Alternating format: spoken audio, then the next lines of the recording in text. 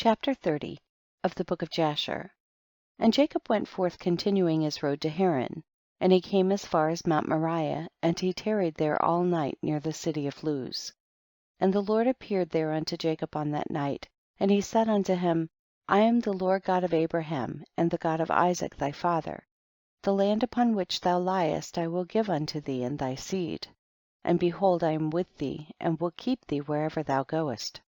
And I will multiply thy seed as the stars of heaven, and I will cause all thine enemies to fall before thee, and when they shall make war with thee, they shall not prevail over thee. And I will bring thee again unto this land with joy, with children, and with great riches. And Jacob awoke from his sleep, and he rejoiced greatly at the vision which he had seen, and he called the name of that place Bethel. And Jacob rose up from that place quite rejoiced, and when he walked his feet felt light to him for joy. And he went from there to the land of the children of the east, and he returned to Haran, and he sat by the shepherd's well. And he there found some men going from Haran to feed their flock, and Jacob made inquiries of them. And they said, We are from Haran. And he said unto them, Do you know Laban the son of Nahor?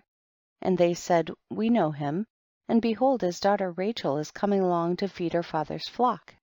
Whilst he was yet speaking with them, Rachel the daughter of Laban came to feed her father's sheep, for she was a shepherdess. And when Jacob saw Rachel the daughter of Laban, his mother's brother, he ran and kissed her, and lifted up his voice and wept. And Jacob told Rachel that he was the son of Rebekah her father's sister, and Rachel ran and told her father, and Jacob continued to cry because he had nothing with him to bring to the house of Laban. And when Laban heard that his sister's son Jacob had come, he ran and kissed him, and embraced him, and brought him into the house, and gave him bread, and he ate. And Jacob related to Laban what his brother Esau had done to him, and what his son Eliphaz had done to him in the road. And Jacob resided in Laban's house for 1 month. And Jacob ate and drank in the house of Laban, and afterward Laban said unto Jacob, Tell me what shall be thy wages, for how canst thou serve me for naught? And Laban had no sons, but only daughters, and his other wives and handmaids were still barren in those days. And these are the names of Laban's daughters, which his wife Adinah had borne unto him. The name of the elder was Leah, and the name of the younger was Rachel. And Leah was tender-eyed, but Rachel was beautiful and well favored, and Jacob loved her. And Jacob said unto Laban, I will serve thee 7 years for Rachel, thy younger daughter. And Laban consented to this, and Jacob served Laban 7 years for his daughter Rachel. And in the 2nd year of Jacob's dwelling in Haran, that is in the 79th year of the life of Jacob, in that year died Eber the son of Selah. He was 464 years old at his death. And when Jacob heard that Eber was dead, he grieved exceedingly, and he lamented and mourned over him many days. And in the 3rd year of Jacob's dwelling in Haran, Basmath the daughter of Ishmael, the wife of Esau, bare unto him a son, and Esau called his name Ruel. And in the 4th year of Jacob's residence in the house of Laban, the Lord visited Laban, and remembered him on account of Jacob. And sons were born unto him, and his firstborn was Beor, his second was Alib, and the third was Chorash.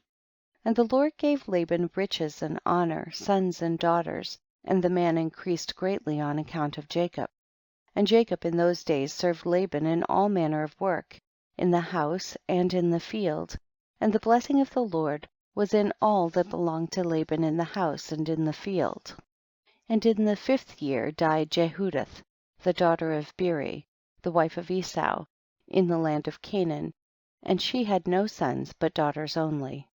And these are the names of her daughters, which she bare to Esau. The name of the elder was Marzith, and the name of the younger was Puith. And when Jehudath died, Esau rose up and went to Seir to hunt in the field as usual, and Esau dwelt in the land of Seir for a long time. And in the 6th year Esau took for a wife, in addition to his other wives, Ahlibamah, the daughter of Zibeon the Hivite, and Esau brought her to the land of Canaan. And Ahlibamah conceived and bare unto Esau 3 sons, Eush, Yalon, and Korah. And in those days in the land of Canaan there was a quarrel between the herdsmen of Esau and the herdsmen of the inhabitants of the land of Canaan.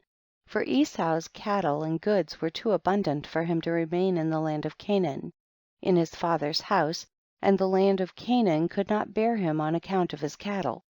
And when Esau saw that his quarreling increased with the inhabitants of the land of Canaan, he rose up and took his wives, and his sons and his daughters, and all belonging to him, and the cattle which he possessed, and all his property that he had acquired in the land of Canaan, and he went away from the inhabitants of the land to the land of Seir. And Esau and all belonging to him dwelt in the land of Seir. But from time to time Esau would go and see his father and mother in the land of Canaan, and Esau intermarried with the Horites, and he gave his daughters to the sons of Seir the Horite. And he gave his elder daughter Marzith to Anah, the son of Zibeon, his wife's brother, and Puith he gave to Azar, the son of Bilhan the Horite. And Esau dwelt in the mountain, he and his children, and they were fruitful and multiplied. End of chapter 30.